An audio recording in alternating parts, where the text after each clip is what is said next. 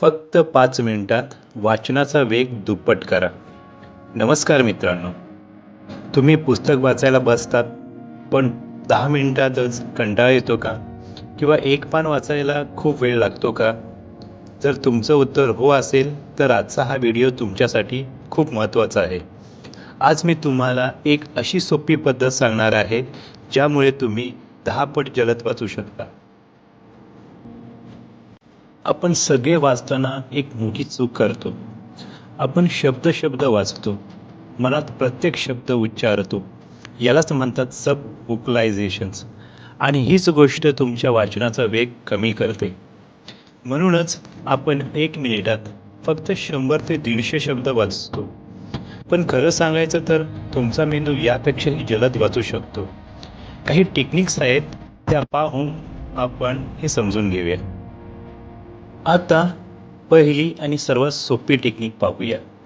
यालाच आपण finger tracking method असे म्हणतो. तुम्ही वाचताना तुमचं बोट किंवा पेन ओळीखाली घ्या.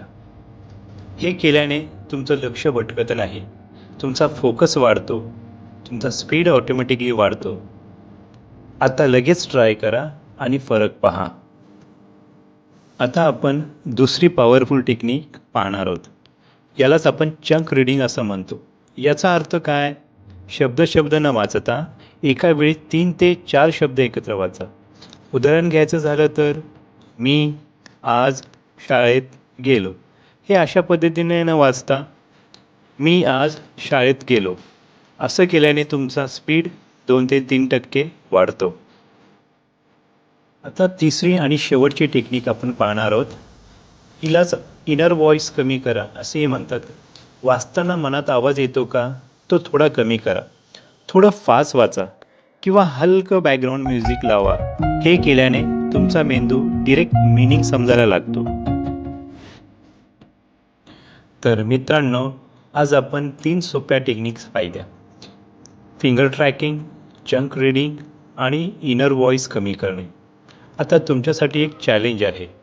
रोज फक्त 10 मिनिटे हे प्रॅक्टिस करा. 7 दिवसात तुमचा स्पीड डबल होईल. जर तुम्हाला असेच अजून रीडिंग टिप्स हव्या असतील तर चॅनेलला फॉलो, शेअर आणि सबस्क्राईब करा. धन्यवाद.